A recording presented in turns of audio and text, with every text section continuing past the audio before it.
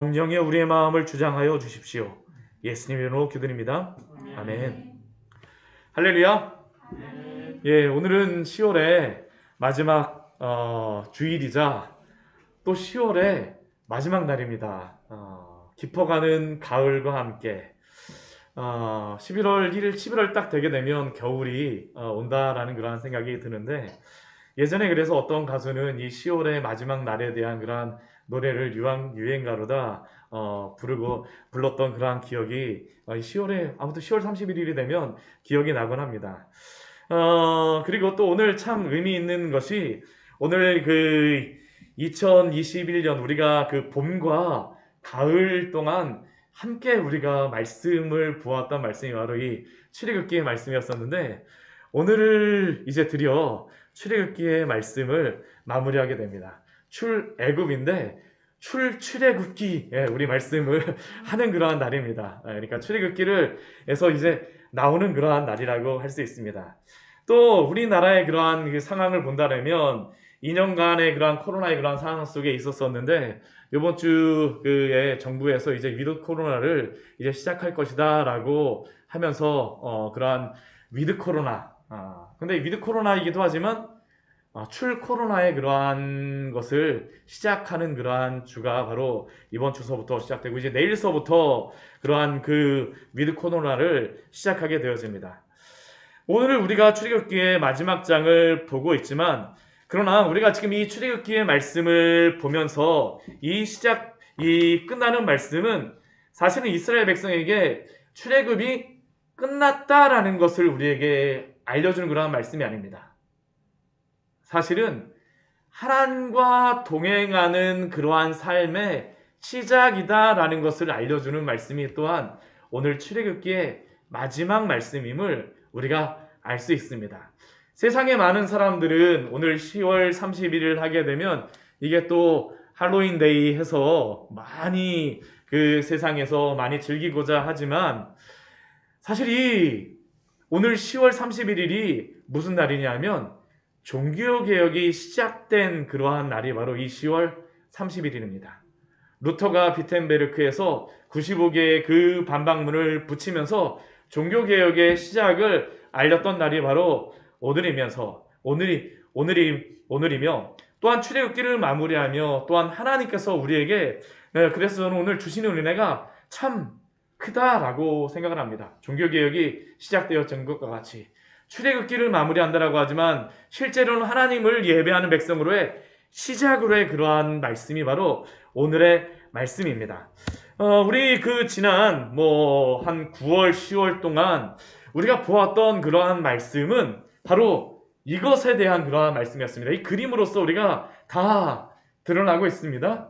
우리가 십계명의 그러한 말씀을 먼저 앞에 보았었고, 그리고 그 뒤에 말씀서부터 보게 되면 25장서부터는 다 이 성막과 성물에 대한 그러한 말씀이 나왔었죠. 이 성막과 성물이 두 번씩이나 반복되다 보니까 이게 굉장히 깁니다. 오늘 말씀도 저희가 이 성막과 성물에 대한 그러한 말씀으로 우리가 보았었어요.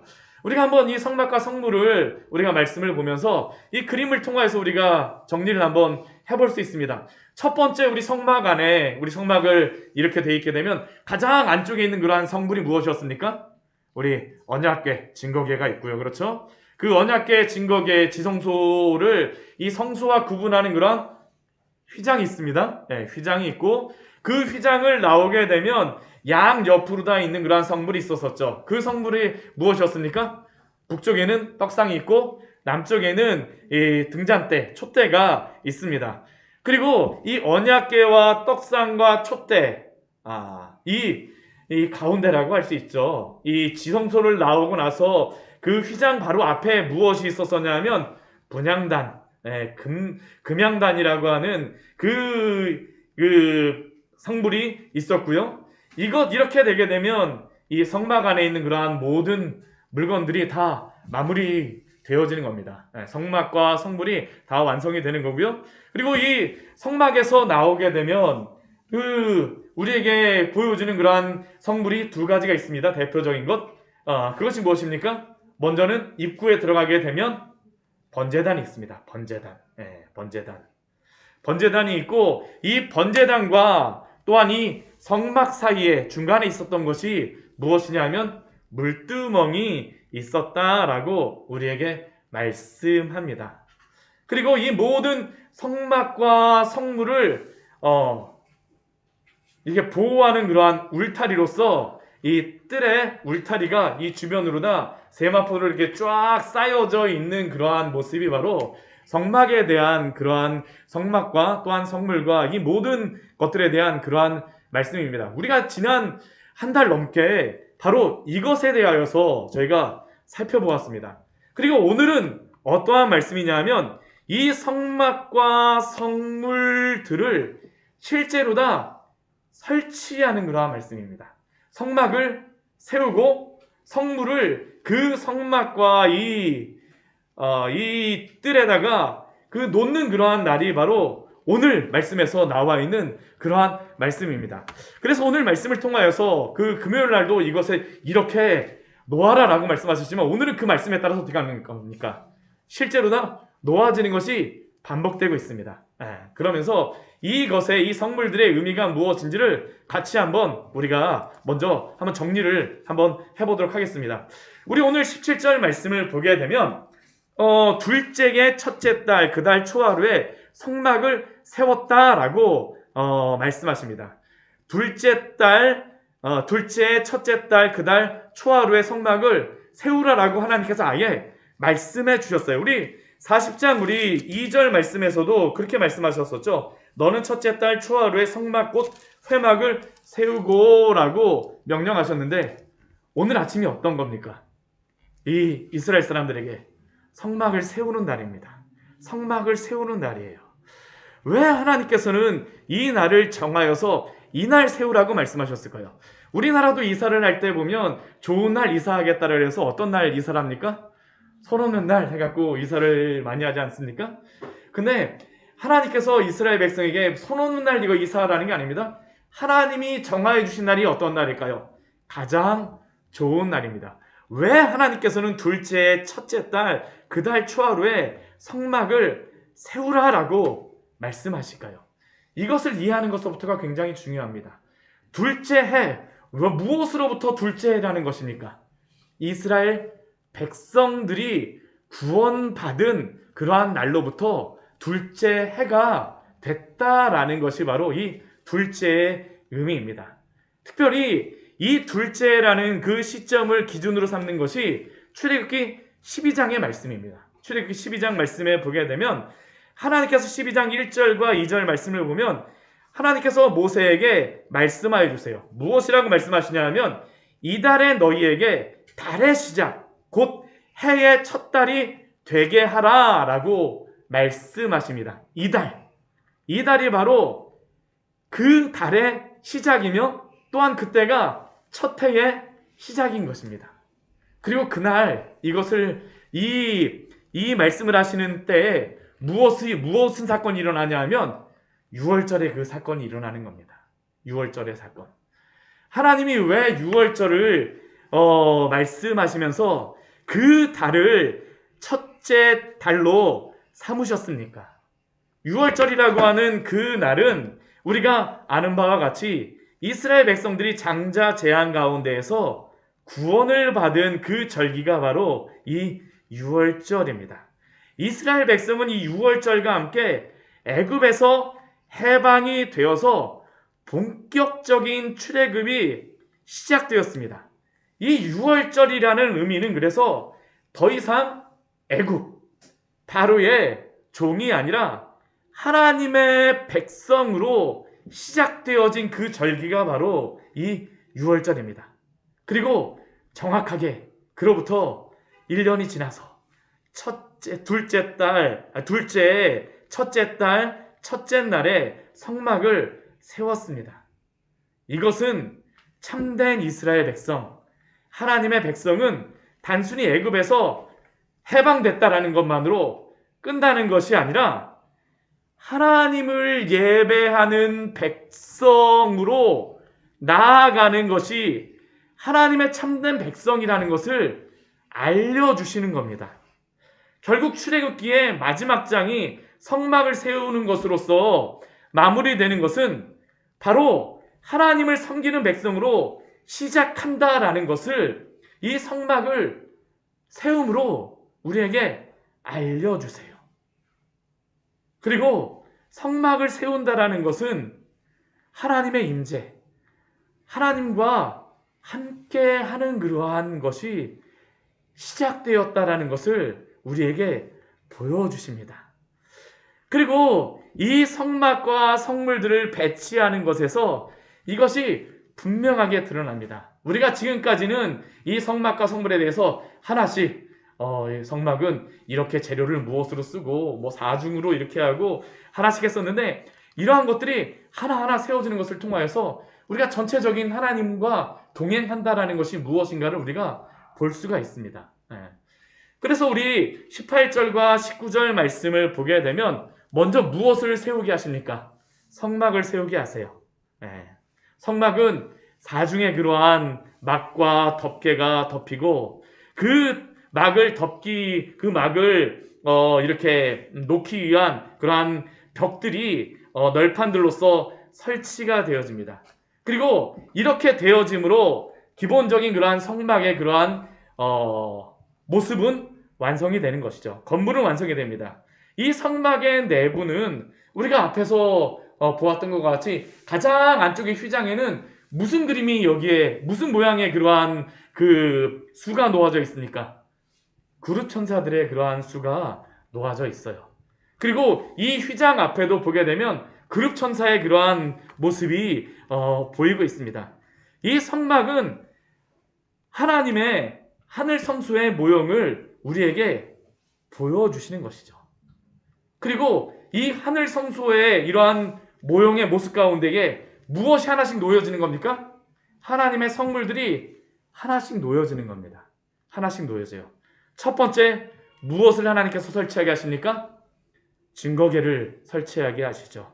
우리 20절과 21절 말씀해 보게 되면 증거판을 그 궤 속에 넣어서, 또한 그 증거판을 넣어놓은 그 궤 속을, 덮개를 속죄소라고 하는 그 덮개로 딱 올려놓고 그것을 지성소 가장 안쪽에 놓게 하십니다.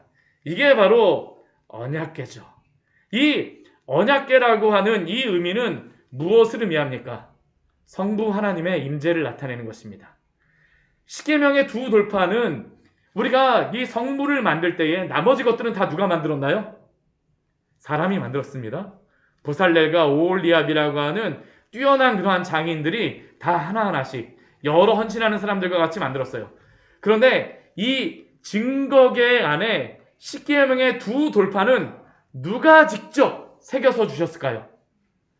하나님이 새겨서 주셨습니다. 이게 바로 하나님의 임재를 나타내는 분명한 표시죠. 하나님이 직접 새겨주신 그 증거궤가 그 안에 있습니다. 결국 증거궤가 이 성막 안에 있다라는 것은 누가 그 성막 안에 임재하고 계신다라는 것입니까? 하나님이 임재하고 계세요. 하나님이 임재하고 계십니다. 그리고 그 하나님 임재하고 계신 그 증거궤를 그 안에 놓고 휘장으로 딱 가립니다. 이제 휘장으로 가리게 되면 아무나 그 안에 들어갈 수가 없어요. 오직 누구만 들어갈 수 있습니까? 대제사장만 들어갈 수 있습니다. 1년에 한 차례 대제사장만 그 언약궤 위에 있는 속죄소에 피를 뿌리기 위하여서 제사장이 1년에 한 차례만 들어갈 수 있죠. 그리고 이 증거궤를 거기다 놓고 나서 그 다음에 우리에게 무엇을 말씀하시냐면 떡상에 대하여서 우리에게 말씀하십니다. 이 순서가 분명합니다. 절대 이 순서가 달라지지 않습니다. 만드는 방법도 동일합니다. 언약궤를, 증거궤를 놓고 나서 그 다음에 떡상을 부축에 그 우리 22절과 우리 23절 말씀해 보게 되면 그 떡상을 설치합니다. 이 떡상은 어떠한 의미가 있습니까? 성자 예수님의 그러한 임재를 나타내는 것이 바로 이 떡상입니다. 우리가 요한복음 6장 말씀해 보게 되면 예수님께서 직접 만나에 대하여서 설명하시면서 예수님이 자신을 무엇이라고 말씀하십니까? 나는 생명의 떡이니 라고 말씀하시죠. 이 떡상이라고 하는 것은 성자 예수님의 임재를 나타냅니다. 그리고 이 떡상이 이 성막 안에 임재한다, 이 놓여진다라는 것은 누가 그 안에 계신다는 겁니까? 성자 예수님께서 그 안에 임재하신다라는 것을 우리에게 보여줍니다. 보여줘요. 이스라엘 백성이 이걸 실질적으로 보고 있는 겁니다. 그들이 아직까지 아무것도 지금 놓여지지 않았어요. 그 뜰도 아무것도 없습니다. 이스라엘 백성들이 이 순간 무엇하고 있을까요? 다 이것을 지금 지켜보고 있는 겁니다. 하나하나씩 성불이 들어가는 것을 보고 있는 거예요. 먼저 진국이 하나님의 임재가 들어가는구나. 떡상이 들어오는구나. 하나하나씩 보고 있는 겁니다. 실제로 다 보고 있는 것이에요. 그리고 그러한 가운데에 이제 세 번째 성불이 놓여지게 됩니다. 그 성불이 무엇입니까? 등잔대입니다. 등잔대. 우리 24절과 25절 말씀을 보게 되면 등잔대를 놓아두라 라고 말씀하시죠. 이 등잔대는 누구를 의미합니까? 성령 하나님을 의미합니다. 성령 하나님의 임재를 나타내는 것이 바로 이 등잔대입니다. 우리가 요한계시록 우리 4장의 말씀에 보게 되면 이 성령이 등잔대 7 그러한 영이 하나님의 그 옆에 계신 것을 우리가 볼 수 있는 게 나오는데, 바로 이 등잔대라고 하는 것은 성령의 임재를 나타내는 겁니다. 성령께서는 어떠한 일을 하실까요? 성령께서 어떠한 일을 하실까요? 우리 오늘 말씀을 보게 되면 성령의 하시는 일에 대하여서 우리에게 보여주는 그러한 의미가 있는데, 우리 40장 우리 22절 말씀에 보게 되면 성막 남쪽에 등잔대를 놓아서 그 뒤에 무엇이라고 기록되고 있습니까? 상과 마주하게 하고 라고 합니다. 상과 마주한다라는 것은 어떠한 의미겠습니까? 등잔대에 불이 비추어짐으로 말미암아 상을 비춘다라는 그러한 의미입니다. 성령의 그러한 역할이 결국 무엇이냐? 예수 그리스도를 보게 하세요. 이게 성령의 역할이죠. 또한 그 밑에 보게 되면 무엇이라고 합니까? 여호와 앞에서 등잔대에 불을 켜니. 하나님을 비추는 역할. 바로 성령은 하나님과 예수 그리스도를 비추시는 역할, 조명하시는 그러한 역할이 바로, 깨닫게 하시는 역할이 바로 이 성령의 역할이라는 것을 우리에게 알려주고 있죠. 성령의 임재를 나타내시는 이 등잔대가 세 번째로 놓여지게 되어져요. 이것으로써 성막이 다 완성이 될까요? 아닙니다. 한 가지의 그러한 성물이 더 필요합니다. 그 성물은 무엇입니까? 분향단, 금향단이 오는 것이죠. 이 분향단과 금향단의 의미가 무엇이겠습니까? 이것은 우리의 기도를 나타내고 있습니다. 첫 번째로는 예수 그리스도의 중보자로서의 그러한 영원한 대제사장으로서 중보자로서의 그러한 기도를 나타내며, 또한 성도의 기도가 바로 이 금향단의 의미가 있음을 요한계시록의 말씀을 보게 되면 우리가 볼 수 있어요. 그러니까 증거교회의 성부 하나님, 떡상의 성자 예수님, 등잔대의 성령 하나님께서 우리의 기도를 오늘도 들으신다라는 게 바로 이 성막 안에서 보여지는 그러한 모습이죠. 실제로 요한계시록의 말씀을 보게 되면 하나님의 그 하늘 성소가 바로 이것과 같이 구성이 되어 있습니다. 이렇게 되어 있어요. 삼위 하나님의 임재 가운데 성도가 기도하며 하나님과 동행하는 그러한 모습이 어디 가운데 있는 겁니까? 성막 안에서 우리에게 보여지고 있는 겁니다. 그리고 그 다음에 우리에게 보여지는 또 이제 성물들의 모습이 나오죠. 그 다음에 이렇게 성막을 다 완성되고 나서 휘장을 달고 난 다음에 나오게 되면 이제 뜰이 나옵니다. 뜰에서 가장 먼저 설치하는 그러한 성물이 무엇입니까? 번제단입니다. 번제단. 이 번제단은 무엇을 의미할까요? 예수 그리스도의 십자가를 의미하는 것입니다. 하나님의 뜰, 하나님의 그러한 통치, 교회 성도로 들어올 때 항상 번제단을 마주하지 않게 되면 하나님의 뜰에 들어올 수가 없습니다. 하나님의 성도가 된다는 것은 예수 그리스도의 십자가를 항상 경험한다는 것이죠. 그래서 이 번제단이 그 뜰의 가장 앞쪽에 문에서 들어오게 되면 이 번제단이 보여지는 것입니다. 보여지는 것이에요. 그리고 그 다음에 놓여지는 그러한 그 성물이 있는데 무엇입니까? 물두멍이 그 다음에 놓여지고 있습니다. 물두멍. 이 물두멍은 무엇을 의미하는 거겠습니까? 제사장들이 손을 찌는 겁니다.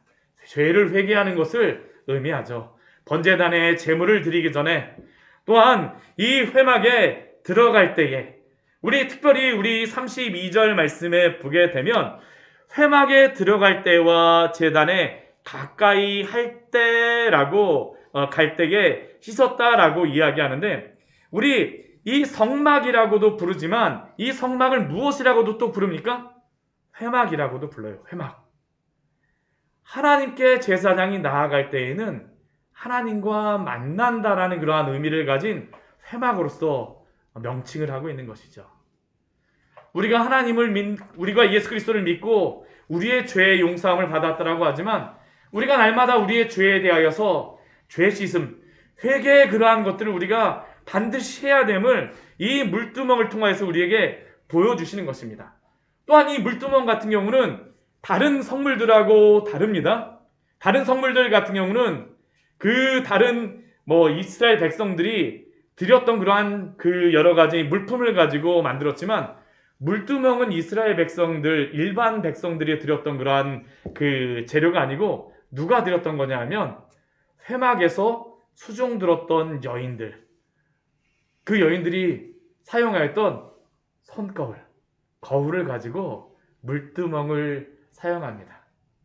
그러니까 이전에 우리가 가졌던 그러한 세상의 그러한 장신구들을 내려놓고 하나님을 섬기는 데에 그러한 것들을 사용할 것을 나타내는 것이 바로 이 물두멍의 의미이죠. 그리고 이러한 모든 성물들이 다 놓여지고 난 다음에 마지막에 무엇을 합니까? 이 뜰에 휘장을 다는 겁니다. 휘장을 달아요. 이 주변으로 다 100규빗, 50규빗 해서 이렇게 직사각형의 그러한 휘장을 딱 치게 되면 이 모든 성막과 성전 봉헌식이 맞춰지게 되는 게 바로 오늘 말씀이죠. 33절 말씀에 보게 되면 이렇게 휘장을 달았을 때에 모세가 이같이 역사를 마쳤다라고 말씀하고 있습니다. 그런데 우리가 지금 이 성물들에 대해서 보았는데 이 성물들을 다 설치하고 이러한 것들이 다 놓여졌을 때, 성막이 세워졌을 때에 그 다음에 일어나는 그러한 사건이 무엇일까요? 이게 오늘 가장 마지막 우리 출애굽기를 마무리하면서 성막을 세우고 나서 우리에게 주시는 그러한 중요한 말씀이죠. 어떠한 사건이 있습니까? 구름이 회막에 덮이고 여호와의 영광이 성막에 충만하였다라고 우리에게 말씀하십니다. 이것은 무엇과 거의 동일한 그러한 모습이냐 하면 우리가 이렇게 여호와의 그러한 구름이 회막에 덮이고 여호와의 영광이 성막에 충만하여서 우리 35절 말씀해 보게 되면 모세가 그 영광이 얼마나 충만한지, 구름이 얼마나 충만한지 회막에 들어갈 수 없습니다. 이 모습은 무엇과 같냐 하면 이전에 모세가 시내 산에 올라갔을 때에 하나님의 임재 가운데에 들어가지 못합니다. 너무나도 하나님의 그 영광이 빽빽하게 임하였기 때문에 그것과 같은 그러한 모습이 어디에 지금 일어나고 있는 겁니까?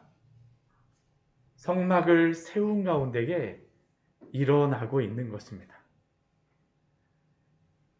삼위 하나님의 임재가 성막을 통하여서 그 성물들이 놓여짐을 통하여서 이스라엘 백성들에게 임재가 있었다라고 보여지는 그것이 실제로 어떤 일이 벌어집니까?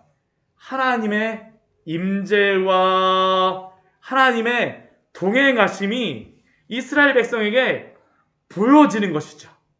그리고 이 이후에는 이스라엘 백성들의 그러한 모든 삶은 무엇일까요? 하나님의 영광 가운데 살아가는 것입니다. 하나님의 임재 가운데 살아가는 것입니다. 하나님과 동행하며 살아가는 것이 바로 이 출애굽기의 마지막입니다. 그래서 출애굽기는 출애굽기로 끝나는 게 아닙니다. 무엇의 시작일까요? 하나님과 동행하는 삶의 시작이 바로 이 출애굽기의 말씀입니다. 단순히 언약궤, 증거궤와 떡상과 등잔대만을 가지고 다니는 것이 아니라 실제로 하나님께서 그곳에 함께 하십니다. 그것이 보여지는 것이 무엇입니까? 오늘 말씀 한번 보십시오. 하나님이 함께 하시는 것을 분명히 볼 수 있죠. 하나님의 구름이 딱 떠올라요. 그럼 이스라엘 백성들은 무엇을 할까요? 짐을 챙기는 겁니다. 자기들의 짐을 하나씩 막 챙겨요. 성막도 이렇게 막 챙기기 시작하는 겁니다. 무엇을 하는 걸까요? 하나님이 가시는 대로 따라가는 것입니다. 오늘 이 성막을 만들 때에 하나님께서 무엇을 가지고 만드십니까? 결코 시멘트 바르게 하지 않으세요? 대리석 가지면서 스핑크스 만들듯이, 스핑크스와 뭐 이 피라미드 만들듯이 그런 돌덩이 가지고 다니지 않게 하십니다. 무엇을 가지고 다니게 하십니까? 막과 함께 널판지. 이게 무엇일까요? 하루면 세워지는 것들입니다. 오늘 성막 봉헌식이 며칠에 되어집니까? 하루에 되어져요. 왜 하루에 되어질까요? 날마다 하나님과 함께 다니라라고 오늘 우리에게 말씀해 주시는 것이죠. 광야의 삶은 무엇일까요? 하나님과 함께하는 삶이 바로 광야의 삶임을 믿으시기 바랍니다. 이게 바로 은혜 아닙니까? 이스라엘 백성들에게는 다른 게 그들의 축복이 아닙니다. 하나님이 함께 하시는 거예요. 하나님이 함께 하시는 것입니다. 하나님의 구름이 일어나게 되면 빨리 우리 챙겨야지. 막 수레에다 싣고 들 사람들은 들고 하나님 따라가는 겁니다. 구름 보면서 막 따라가요. 구름이 이제 딱 내려앉습니다. 그럼 이스라엘 백성들은 무엇할까요? 거기에 레위인들 닦아갖고 성막 막 치기 시작합니다. 며칠 걸릴까요? 하루면 완성되는 겁니다. 하루. 그곳에서 이스라엘 백성도 어떻습니까? 하나님의 임재 가운데에 하나님과 동행하는 것입니다. 오늘 그 말씀이 바로 38절 말씀에 이렇게 말씀하고 있죠. 우리 38절 말씀 같이 한번 읽어볼까요? 낮에는 여호와의 구름이 성막 위에 있고 밤에는 불이 그 구름 가운데 있음을 이스라엘 온 족속이 그 모든 행진하는 길에서 그들의 눈으로 보았더라. 오늘 이스라엘의 이 축복이 우리 광야의 샘교에 속한 모든 성도님들에게 함께하기를 축원합니다. 이게 우리의 축복입니다. 하나님이 이렇게 있기를 원하세요. 그 그림이 무엇일까요? 바로 이것입니다. 이제 이스라엘 백성들은 40년 동안 이렇게 살아갑니다. 우리 광교 딱 하게 되면 제가 이 광교를 이사가고 이렇게 한 바퀴 둘러보면서 여기는 에듀아임 있고 그 다음에 가면 뭐 LG 이렇게 GS 자이 있고 옆에 현대 있고 저쪽에 가면 뭐 여러 가지 그 아파트들이 있는 건 뭐 시청이 이렇게 있고 우리 눈으로 보면 이렇게 딱 보이잖아요. 이스라엘 백성들은 광야에 그 자신들의 그러한 거처를 생각하면 무엇이 보일까요? 이 모습이 보이는 겁니다. 가운데에 누가 임재하고 계십니까? 하나님이 임재하고 계세요. 성삼위 하나님이 임재하고 계십니다. 그리고 그 위에 낮에는 구름 기둥이 있습니다. 밤에는 불 기둥이 있어요. 그리고 이 사면들은 어떻게 하겠습니까? 사면에 12지파가 3지파씩 사면으로 이렇게 둘러가서 각자 자신의 영역에 텐트 치는 겁니다. 여기에 우리의 자리구나 하면서 이곳, 저곳, 이곳, 저곳에 치는 것이 바로 이 이스라엘 백성들의 모습이죠. 이들에게 이것이 바로 하나님과 함께하는 모습이며 이것이 바로 출애굽기를 마무리하면서 우리에게 보여주시는 말씀입니다. 그래서 출애굽기의 마지막은 하나님과 동행하는 것입니다. 하나님의 임재 가운데에 살아가는 것입니다. 그렇다면 출애굽기를 마무리하면서 우리는 성막을 통하여 하나님과 동행하며 살아가는 그 방법에 대하여서 몇 가지 진리를 우리 발견하고자 합니다. 무엇이 하나님과 동행하는 성도의 삶일까요? 첫 번째는 주님과 동행하는 가운데에 기도하시기를 축원합니다. 날마다 기도하는 성도님들이 되십시오. 아까도 우리가 성막의 이 모습을 보았지만 제가 이것을 설명드린 이유가 있습니다. 하나님의 성삼위 임재 가운데에 그 가운데에 무엇을 놓으십니까? 분향단을 놓으세요. 금제단을 놓으십니다. 하나님이 들어주세요. 우리 요한계시록 말씀에 보게 되면 하나님이 금향도를 날마다 그 천사들의 그 받아오는 것을 들으신다라는 것이 나와 있습니다. 금향도 가운데에 그 기도를 흠양하시는 것입니다. 하나님이 우리의 기도를 들어주세요. 날마다 함께 하여 주십니다. 금양단, 분양단을 tum으로 우리의 기도를 듣고 계심을 우리에게 보여주고 계시지 않습니까? 사랑하는 성도 여러분, 하나님과 동행하며 살기를 원하십니까? 그러면 기도하십시오. 기도하지 않으면서 하나님과 동행하며 살아가겠다라고 하는 것은 거짓말입니다. 하나님과 동행하는 것이 아니에요. 하나님과 동행하는 그러한 성도들은 항상 무엇을 해야 될까요? 기도하는 사람들입니다. 이 분향단의 향을 언제 드릴까요? 매일 아침 저녁으로 제사장이 들어가서 이 분향단에 향을 드립니다. 빼먹는 날이 있을까요? 없습니다. 날마다 아침 저녁으로 하나님 앞에 기도하는 것이죠. 이것은 우리가 하나님 앞에 항상 기도할 것을 우리에게 명령하시는 그러한 말씀인 줄 믿습니다. 우리 하나님의 뜻에 대해서 말씀할 때 우리에게 주는 귀한 말씀 가운데 그 좋은 그러한 말씀, 중요한 말씀이 무엇입니까? 항상 기뻐하라. 쉬지 말고 기도하라. 범사에 감사하라. 이것이 너희를 향하신 하나님의 뜻이니라. 항상 쉬지 말고 기도하는 것이 무엇입니까? 하나님의 뜻입니다. 이러한 성도들이 바로 하나님과 동행하며 살아가는 그러한 성도들입니다. 사랑하는 성도 여러분, 하나님께 기도하며 살아가십니까? 만약 이 자리에서 기도하지 않는다 그러면 지금 이 자리에서 결심하십시오. 내가 하나님과 기도하는 그러한 시간을 정하세요. 내가 하나님 앞에 기도하는 시간이 반드시 있어야 됩니다. 어떤 사람에게는 아침이 가장 좋은 시간일 수도 있고 저녁이 가장 좋은 그러한 시간일 수도 있습니다. 때때로는 점심시간밖에 시간이 없으신 분들도 계세요. 식기도도 좋습니다. 식기도 시간에 조금 더 주님 앞에 더 간절히 기도하셔도 좋습니다. 그러나 기도하기를 쉬는 죄를 범하지 마십시오.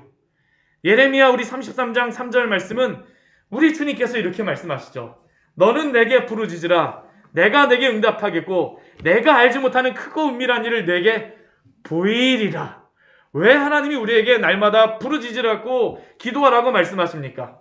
오직 기도한 성도들만이 하나님이 일하셨음을 고백하게 되어집니다. 아니 어떻게 광야에서 물이 나오지? 어떤 사람들은 갑자기 비가 내려갖고 그 물이 나온다라고 하기도 하고 어디서부터 이렇게 이 수맥이 여기에 이어져 갖고 물이 나온다라고 할 수도 있습니다. 야, 모세가 때린 곳이 수맥이 있던 곳이야. 아닙니다. 기도한 사람들은 무엇이라고 고백할까요? 하나님이 그곳에 물을 연결하여 주셨다라고 고백하게 되어집니다. 이게 바로 기도하는 사람들의 그러한 고백이죠. 부르짖는 자들에게 하나님이 행하시는 크고 은밀한 일을 깨닫게 하여 주시는 줄 믿으시기 바랍니다. 기도하십시오. 하나님께 기도하는 성도들만이 하나님의 그 영광을 볼 수 있습니다. 하나님의 그것을 누릴 수 있어요. 두 번째, 하나님과 동행하는 그러한 성도들은 어떠한 성도들이겠습니까? 하나님의 말씀 붙들고 순종하며 살아가는 성도가 바로 하나님과 동행하는 성도임을 기억하십시오. 오늘 한번 우리 40장 말씀을 한번 보세요. 아까 40장 말씀을 읽으시면서 제가 이게 운율 있게 계속 나오는 그러한 것을 볼 수가 있습니다. 운율 있게 오늘 말씀을 보게 되면 이 성물을 만들고 날 때에 운율 있게 가장 마지막에 끝나는 그러한 말씀들이 무엇이었습니까? 여호와께서 모세에게 명령하신 대로 되니라. 계속 이게 반복되지 않습니까? 여호와께서 모세에게 성막을 이렇게 만들게 하시니 여호와께서 명령하신 대로 되니라. 이 증거궤를 거기다 놓게 하시니 여호와께서 모세에게 명령하신 대로 되니라. 왜 이 말씀이 계속 여기에 기록되어 있겠습니까? 하나님과 동행하며 살아가는 그러한 성도는 내 맘대로 살아가는 성도가 아닙니다. 하나님의 말씀 붙들고 살아가는 성도죠. 그리고 그 말씀을 지식으로만 가지고 있지 않습니다. 삶에서 순종하며 살아가는 성도가 바로 여호와 하나님과 동행하는 성도임을 기억하십시오. 내 마음대로 살아가지 않아요. 우리가 이것이 극명하게 드러난 출애굽기에 그런 말씀이 있죠. 무엇입니까? 하나님이 모세에게 십계명에 대해서 말씀하셨어요. 아론에게 이스라엘 백성들과 함께 의 신의 산에 있는 하나님의 임재를 바라보면서 잘 그 신앙을 지키라고 말하였습니다. 근데 그들은 무엇을 합니까? 자신들이 금송아지를 만들어내요. 하나님이 지금 모세가 올라가게 되면 십계명의 그 두 돌판과 함께 하나님을 어떻게 섬기는지 이 성막과 증거궤와 떡상과 등잔대와 이 모든 것들을 통해서 하나님을 어떻게 예배하는지 알려주시는 그 순간에 그들은 무엇을 하고 있는 겁니까? 내 마음대로 내 뜻대로 하나님의 모습을 만들고 내 마음대로 예배하겠다라고 금송아지를 만들고 있는 것이죠. 그리고 그 결과 나타난 것이 무엇입니까? 십계명의 그 두 돌판이 깨어집니다. 하나님과의 언약이 깨어지게 되는 겁니다. 하나님은 이스라엘 백성을 하나님의 백성이 아닌 모세의 백성이라고 그 일 이후에 말씀하십니다. 왜요? 성도들이 하나님의 임재 가운데 동행 가운데 왜 그들이 살아가지 못하겠습니까? 그것은 하나님의 말씀에 따라 순종하지 않기 때문입니다. 하나님의 말씀에 순종하지 않았기 때문입니다. 우리의 기도도 그렇습니다. 우리의 기도도 그래요. 우리가 기도를 할 때 모세가 하나님 앞에 기도하는 그 금송아지의 그 기도, 그 잘못해 이스라엘 백성들이 죄를 범하였을 때 모세가 무엇 가지고 기도하시는지 아십니까? 하나님이 이전에 약속하셨던 그 말씀을 가지고 끝까지 기도합니다. 모세가 그 기도에서 계속 강조하는 게 있어요. 주께서 내게 은총을 베푸셨으면, 주께서 내게 은총을 베푸셨으면 함께 가주세요. 근데 모세가 주께서 은총을 베푸셨으면이라고 하는 그 은총이 무엇일까요? 내가 너와 함께 가리라라는 그 말씀입니다. 이 말씀 붙들고 기도하는 겁니다. 하나님 앞에.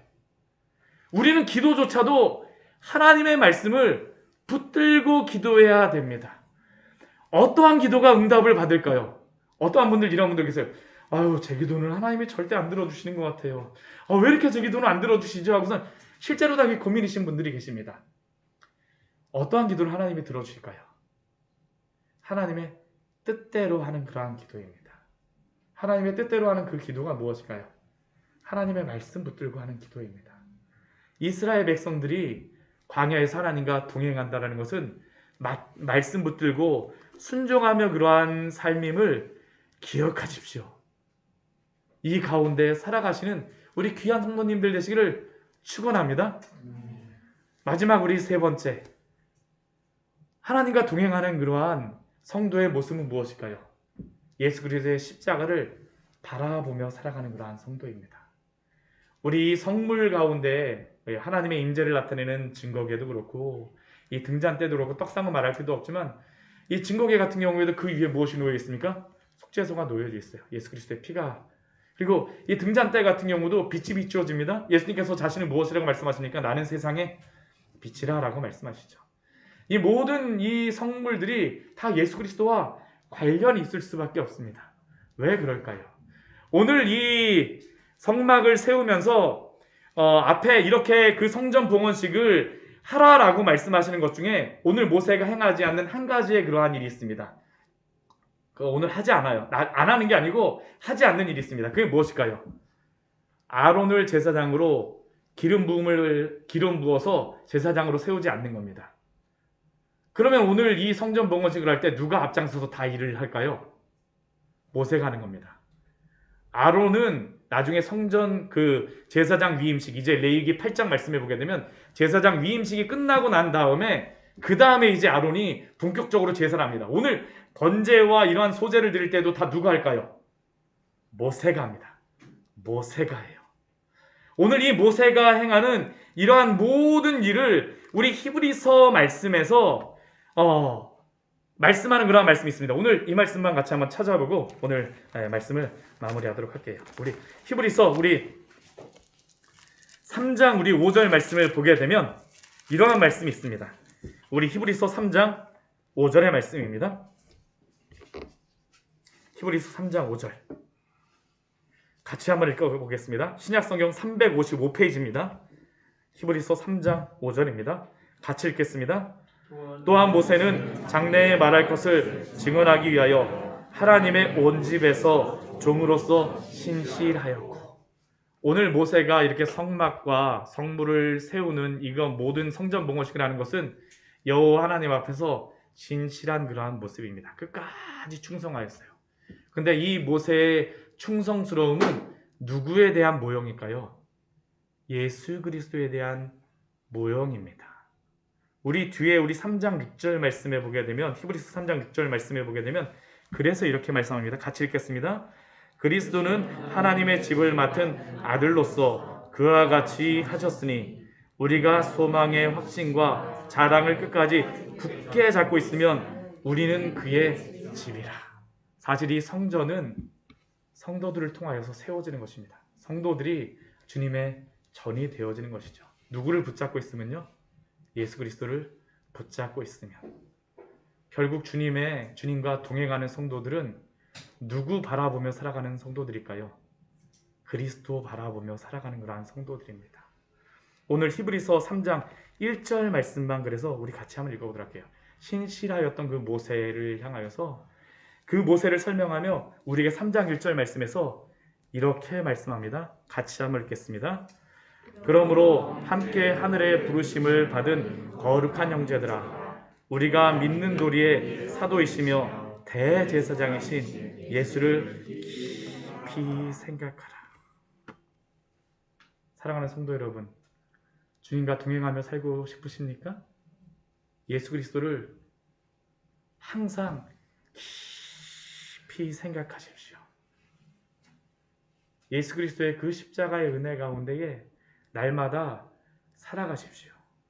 이게 바로 하나님과 동행하는 성도들의 모습입니다. 설교를 시작하면서 말씀드렸지만 오늘은 10월의 마지막 날이며 가을이 끝나고 겨울이 시작되는 길목에 있습니다. 또 세상적으로 보게 되면 오늘은 할로윈 데이죠.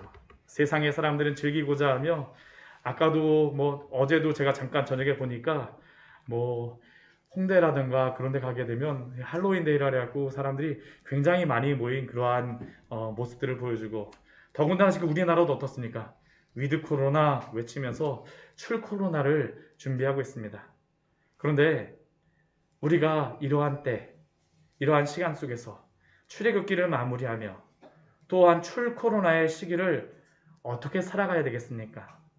많은 세상의 사람들은 위드 코로나를 하면서, 출 코로나를 하면서 그동안 하지 못하였던 여행을 하고 못 만났던 사람들과 만나며 술도 마시고 자유를 즐기겠다는 계획을 세우고 있습니다. 그리고 오늘 할로윈 데이이기에 많은 젊은이들은 불에 기름을 붓듯이 서로 즐기겠다라고 이것저것에 가지 않겠습니까? 우리는 어떻게 이 출 코로나를 마무리하며 준비하시겠습니까? 오늘 말씀과 같이 기도하는 성도로 살아가십시오. 말씀 붙잡고 살아가십시오. 예수 그리스도 날마다 바라보며 살아가십시오. 깊이 생각하며 살아가십시오. 오늘 할로윈 데이지만 교회적으로는 종교개혁의 날입니다. 1517년 10월 31일 바로 오늘 루터가 비텐베르크의 성당에 95개조 반박문을 붙임으로 종교개혁이 시작되었습니다. 오늘은 바로 하나님께서 이스라엘 백성에게, 또한 오늘 말씀에서는 성막을 세우게 하시고 예배하는 백성으로 세례의 준비하는 그러한 날입니다. 종교개혁의 시작은 주님께 마음껏 기도하는 것이었습니다. 더 이상 신부를 통하여서 하지 않아요. 우리 주님 앞에 마음껏 나갈 수 있어요. 종교개혁의 또한 시작은 마음껏 성경 읽는 것이었습니다. 그들은 더 이상 그 신부들이 읽어주는 그 성경만을 하는 것이 아니라 직접 자기들의 언어로 쓰여진 그 성경을 읽으면서 주님과 동행하였던 것이 바로 이 종교개혁의 시작이었고, 주님과 동행하는 것이었고, 바로 이것이 출애굽기를 끝마치며 광야를 살아가는 성도의 삶입니다. 오늘 우리의 성도들의 삶이 이러한 삶이 되기를 축원합니다. 우리가 바로 이 종교개혁의, 그것이 바로 종교개혁을 누리는 사람들입니다. 이것이 바로 주님과 동행하는 사람들입니다. 종교개혁의 사람들은 다른 사람들이 아닙니다. 주님과 동행하는 사람들이었습니다.